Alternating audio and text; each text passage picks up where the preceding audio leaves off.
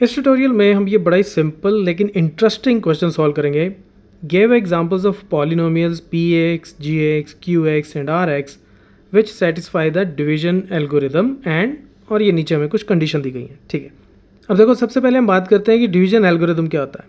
देखो division algorithm कहता है कि अगर मेरे पास कोई एक पॉलिनोमियल है px और इसको मैं किसी और पॉलिनोमियल से gx से डिवाइड करूं, तो हमेशा एक पॉलिनोमियल QX एग्जिस्ट करेगा जो इसका कोशेंट होगा, और एक रिमाइंडर RX एग्जिस्ट करेगा। कंडीशन साथ में क्या है कि GX जो है ये ज़ीरो नहीं हो सकता। ठीक है, कहने का मतलब कि PX को, ये कोई भी पॉलिनोमियल है, इसको अगर मैं GX से डिवाइड करूं तो मुझे एक कोशेंट मिलेगा QX, और सॉल्व करने के बाद नीचे एक रिमाइंडर मिलेगा RX। तो px को मैं this into this plus this लिख सकता हूँ। बिल्कुल सिंपल सा, जैसे आप नंबर्स में करते हो। जैसे 21 को अगर मैं 4 से डिवाइड करूँ तो 4 इंटू 5 कितना आ जाए 20, नीचे बचेगा 1। तो ये px की जगह जैसे 21, ठीक है, ये px हो गया, यानी कि जिसको मैं डिवाइड कर रहा हूँ, जो मेरा डिविडेंड है, इज इक्वल टू जिससे डिवाइड कर रहा हूँ, जैसे ये gx था, ठीक है, 4 इंटू जो कोशेंट आया qx, यहाँ पे 5 है, 5 प्लस रिमाइंडर 1, यहाँ पे रिमाइंडर की जगह मैंने RX लिखा।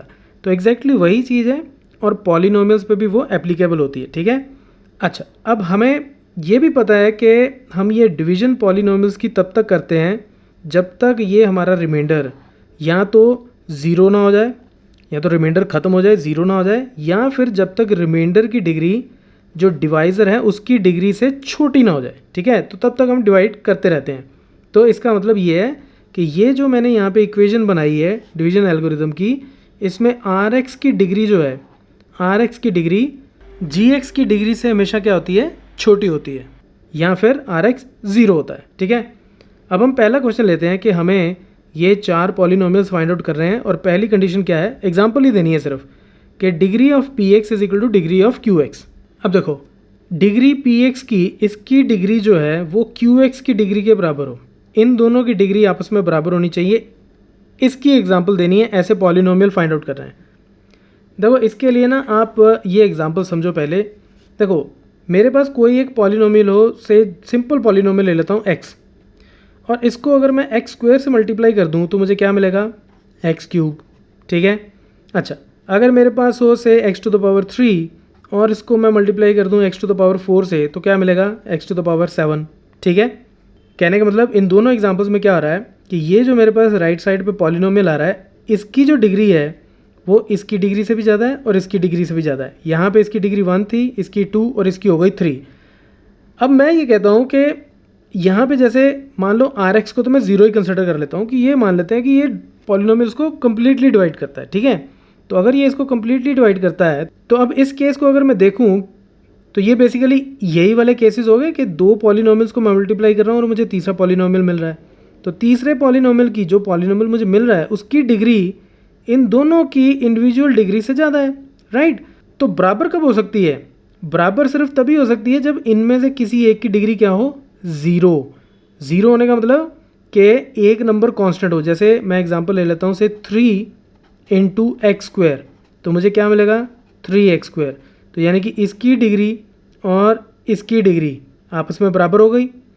तो अगर यही एग्जांपल मैं यहाँ ले लूँ कि px मान लो है मेरा 3x स्क्वायर और gx जो है वो मैं कांस्टेंट ले लेता हूँ, तो इसको जब मैं 3 से डिवाइड करूँगा तो मुझे क्या मिलेगा, ओनली x स्क्वायर, और rx कितना हो जाएगा मेरा, 0। तो इस केस में px की डिग्री कितनी है, 2, और qx की डिग्री कितनी है, 2, राइट। तो ऐसे आप कितनी भी और एग्जांपल्स निकाल सकते हो, सिर्फ और सिर्फ कंडीशन क्या है कि gx जो है वो आपका कांस्टेंट होना चाहिए। ठीक है, उसकी डिग्री 0 होनी चाहिए। अब दूसरे क्वेश्चन के बारे में बात करते हैं। अब सेकंड पार्ट बड़ा इंटरेस्टिंग है। इसमें ये बोला गया है कि डिग्री ऑफ QX, यानी कि ये जो क्वोशंट है इसकी डिग्री और रिमाइंडर की डिग्री आपस में बराबर है। ठीक है, कि जैसे इसकी डिग्री अगर 1 है तो इसकी भी डिग्री 1 है, इसकी डिग्री अगर 2 है तो इसकी भी डिग्री 2 है। ठीक है, मैं एक काम करता हूँ, मैं QX को ले लेता हूँ से x+1।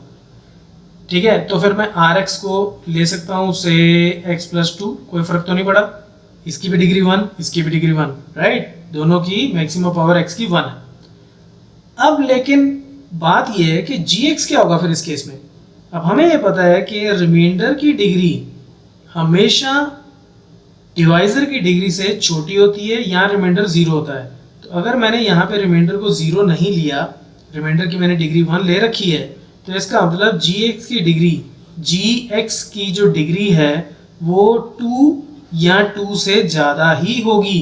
तो इसका मतलब gx को मैं कुछ भी कंसिडर कर सकता हूँ, समथिंग लाइक से x स्क्वायर प्लस 3। तो ये मैं gx ले लेता हूँ।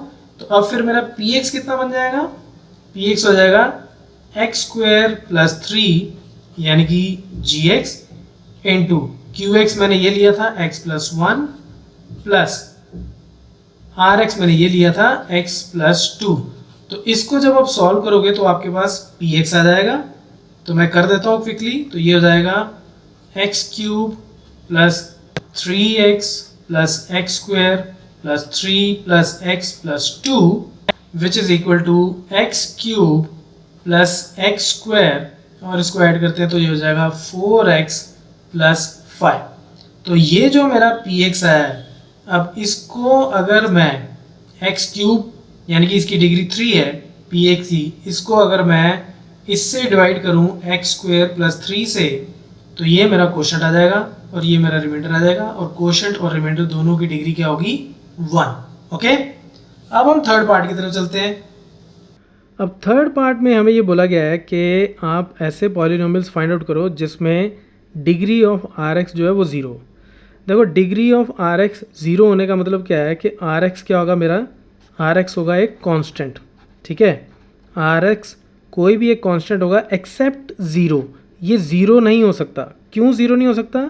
क्योंकि 0 की डिग्री जो है, 0 पॉलिनोमियल, 0 भी अपने आप में एक पॉलिनोमियल है, उसको 0 पॉलिनोमियल बोलते हैं, और उसकी डिग्री होती है अनडिफाइंड। ओके, इसकी डिग्री क्या होती है, अनडिफाइंड। लेकिन उसके अलावा कोई भी एक कांस्टेंट जैसे 2, 3, 7, 20, -2, कोई सा भी कांस्टेंट हो, उसकी हमेशा डिग्री क्या होती है, 0, ठीक है। तो RX को मैं कोई भी कांस्टेंट ले लूँगा, से 3 ले लेता हूँ।